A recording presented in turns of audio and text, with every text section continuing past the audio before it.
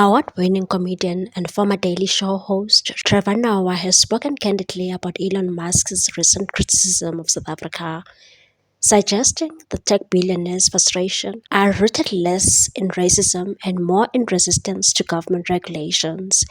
In a recent episode of his podcast, What Now?, Noah dissected Elon's repeated assertions that racial laws have prevented his satellite internet company, Starlink, from launching in South Africa.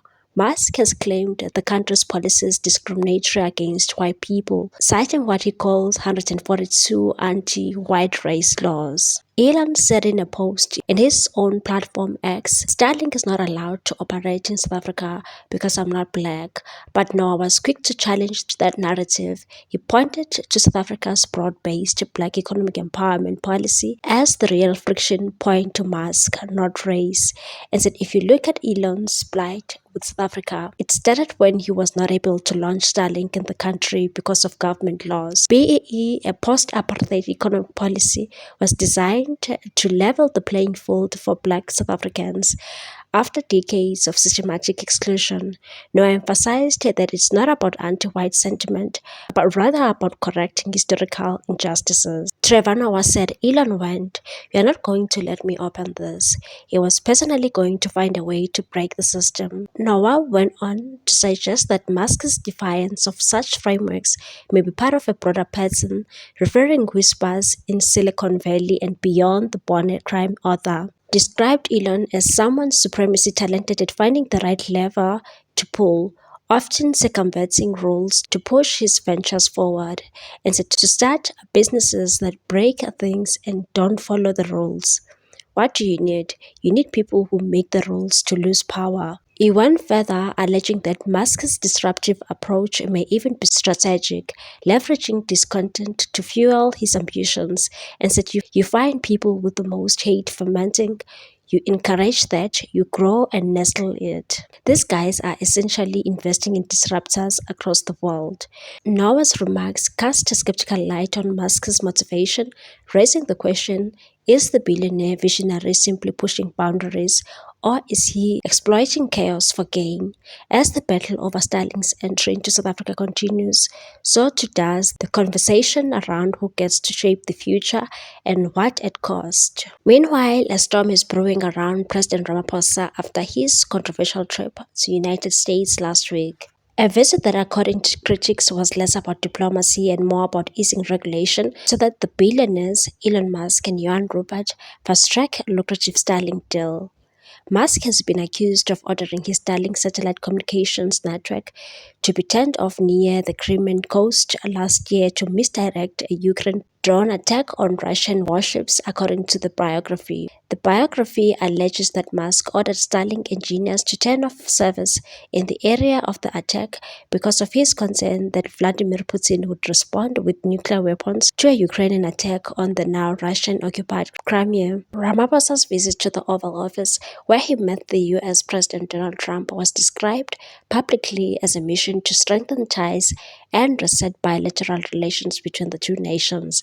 But behind closed doors, sources say the conversation quickly turned to personal business. Adding to the mystery, South Africans were puzzled by the presence of not just Johan Rupert, but also golfing legend Ernie Els in high-level meetings during the trip. As social media lit up with questions, what were they doing in Washington and why were they part of the supposed diplomatic mission? Neither the presidency nor the Department of International Relations and Cooperation could provide a clear answer. Starlink is a satellite internet service developed by Elon Musk's company. It's designed to bring high-speed internet to places that don't have reliable service, like rural and remote areas. On paper, it sounds like a game changer for South Africa's digital divide, but there are serious concerns. Starlink operates through thousands of satellites in space and doesn't rely on local infrastructure. This means that the South African government will have little control over it. Intelligence and cybersecurity experts warned that giving Starlink a free pass could weaken the country's ability to regulate internet access and protect national security. Dr. Zanele Masondo said Starlink can bypass our entire telecommunications system. Masondo is a digital security researcher and further said that means less oversight, less accountability, and a lot of risk if something goes wrong, especially in times of conflict such as in Ukraine. If Elon Musk can deny access to a country at war, what stops him from doing the same here if he disagrees with our policies? Masondo asked the Minister of Communications and Digital Technologies, Solly Malatsi, last week proposed a policy direction to guide the Independent Communications Authority of South Africa, ICASA, on the application of broad-based Black economic empowerment principles within the information and communications technology sector, including licensing requirements for satellite service companies such as Elon Musk's Starlink. Phumzile van Dame, former member of parliament, expressed concern about Malatsi's proposed policy directive. In a detailed thread on X, she argued that most think the policy directive alone will exempt Starlink. No, not by a stretch. The process currently unfolding is procedurally flawed and unconstitutional. Van Damme highlighted that the minister's attempt to issue a directive falls outside the proper legal framework, as the enabling legislation for the directive is the BBBE Act, not the ECA or ICASA Act. Only the DTI minister can amend or repeal a sector code. Meanwhile, the Economic Freedom Fighters has condemned Minister Solly Malatsi's recent action aimed at enabling Elon Musk's Starlink satellite company to operate in South Africa without adhering to local ownership laws. The party expressed deep concern over what it described as an unlawful attempt to bypass legislation designed to protect local economic interests and transformation. Malatsi appeared before the Portfolio Committee on Communications and Digital Technologies to justify his directive, which seeks to align the Electronic Communications Act and the ICT Sector Code. This alignment would allow foreign entities to operate without complying with the 30% local ownership requirement mandated by law for previously disadvantaged groups. Instead, the EFF said Malatsi wants Starlink to use equity equivalence under the broad-based Black Economic Empowerment Act, an approach the EFF describes as an anti-transformation participation strategy. The EFF spokesperson Sinawa Dambo said in what can only be described as an unlawful attempt at subverting the powers of the Parliament of South Africa by using a ministerial policy directive, Minister Malatsi characterizes the amendments he wants to make to two acts of parliament as regulatory alignment. Dambo said the minister failed to adequately address whether his directive amounts to amending the law.